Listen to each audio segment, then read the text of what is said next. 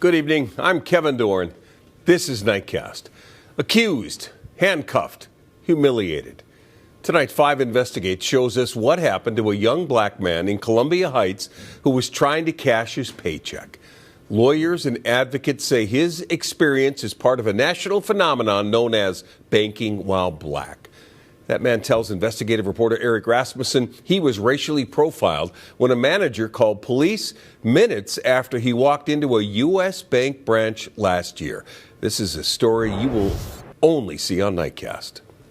That man, Joe Morrow, spoke with us in detail about what happened. U.S. Bank, however, would not go on camera. It's settled with Morrow after we started asking questions, but we were still able to obtain police body camera video of that incident that the bank does not want you to see.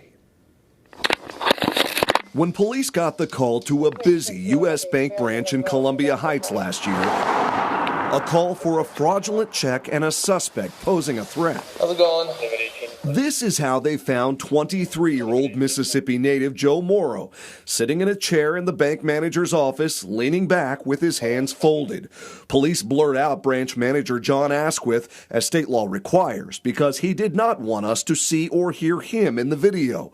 Morrow wanted everyone to know what happened. I just got through working like 12 hours, I think.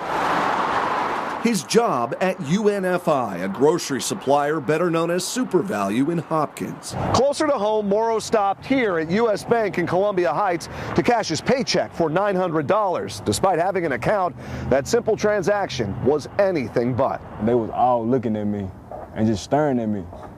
And then looking at the check and then staring at me again. I'm already knowing like what they thinking, the check fake. The manager, he came over and said, "Joe Morrow, your check fake."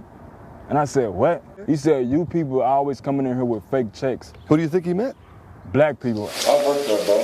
And I'm going to report you too, bro. Morrow continued pleading his case with Police Sergeant Justin Pletcher in the room. Morrow's claim of racial profiling immediately met with this warning. Joe, I need you to calm down, first of all, okay? Don't say anything stupid because you're just going to get arrested for it.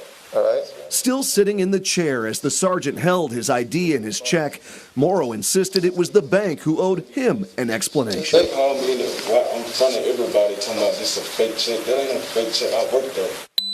We could confirm that. 2 minutes later, What's his name? Joe.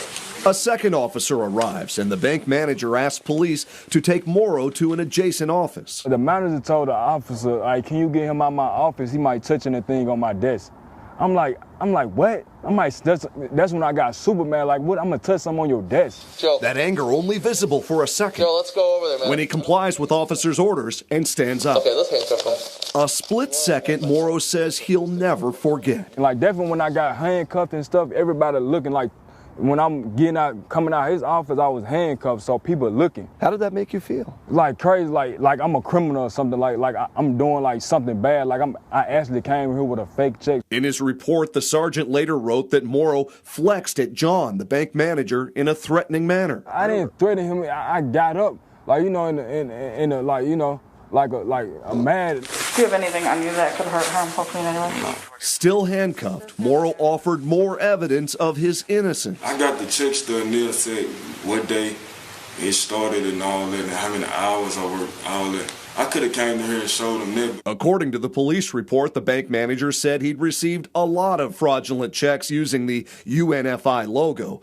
Morrow says the manager claimed he already called the company and confirmed the check was fake. So, who do we need to call? But this body camera video shows the bank manager did not actually make that critical call until after Morrow was already in handcuffs. So, it's a real, the check number's real. Morrow's employer confirmed the check was, in fact, real.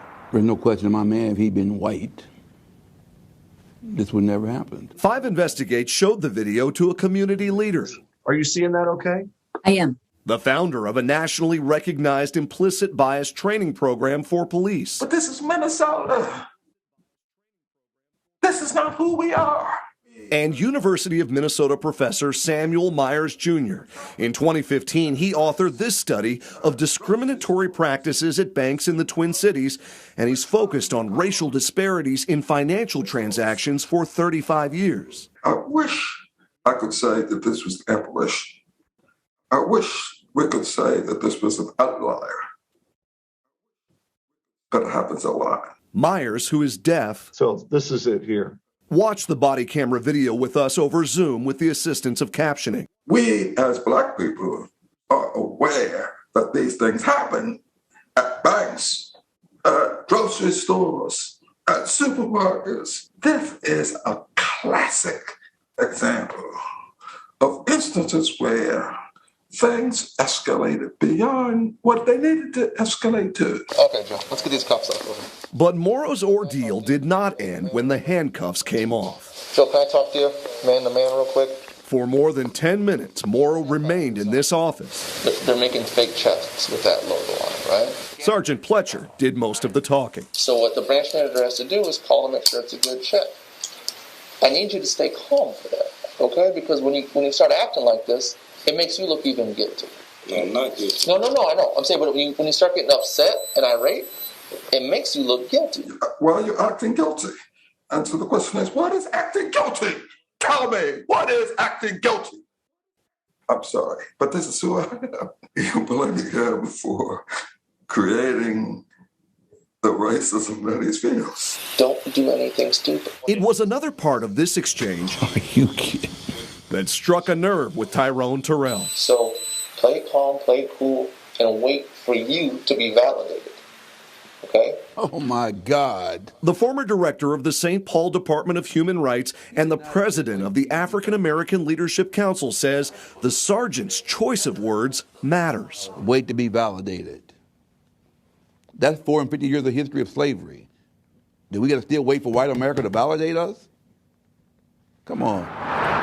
Columbia Heights Police declined our request for an interview, but in a statement, Chief Lenny Austin said his department reviewed the incident and found the officers' actions were reasonable and they conducted themselves professionally. And if you feel it's a racist thing, okay, handle it different. Sergeant Pletcher wouldn't go on the record with us, but still sent us links to network news programs. If I'm not on the same side as my community, then I am failing them and I am failing this badge. He was praised on national TV for how he handled a call involving a black health inspector 2 days after the death of George Floyd. I think we need more police officers to speak up. But Pletcher is not talking about this video that few have seen until now. There are going to be plenty of people, I imagine, who will say, this officer acted admirably. He spoke calmly. He told them to calm down. Plenty of white people. I'm looking through the lens of a black man who dealt with too many of these cases. Was the flinching, so-called flinching, visible in the video? Well, I'll take you back to it. Lori Pradell is a professor at the University of South Florida and the founder of the Fair and Impartial Policing Training Program. I did not discern anything in the video that showed Mr. Morrow as being threatening. Maybe they saw things that I did not see, or maybe this could be related to one of the implicit associations that's well documented in the research. And that research shows that many of us see more threat in people of color. Pradell commended the sergeant for doing what she called a debrief with Morrow and advising him that he could file a complaint against the bank. And this is very important in policing. You know, when you've had an interaction, sometimes it can be very tension reducing to sit down with the person and say, okay, this is what was going on. But that tension still apparent a year later. No, I'm a little nervous with the cameras, but yeah. When Morrow sat down with us for this interview.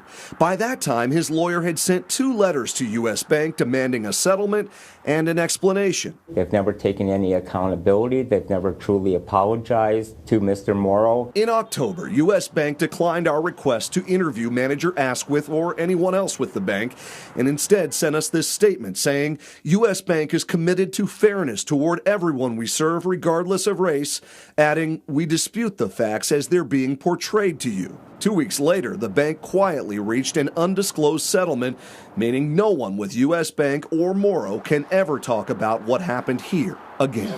Hey, Joe, man. I'm sorry you had to go through this, man. Any additional apology, now confidential. Keep working hard. Again, what's almost lost in all of this is that Joe Morrow was already a customer with U.S. Bank. He says he had an account there.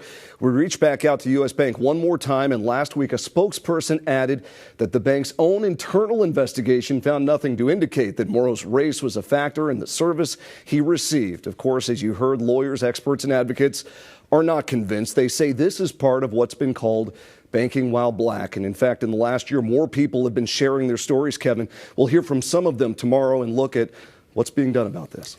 Eric, your reporting is important. We need to keep telling these stories. Thank you to Mr. Morrow for sharing his, and we look forward to seeing what you have for us tomorrow on Nightcast.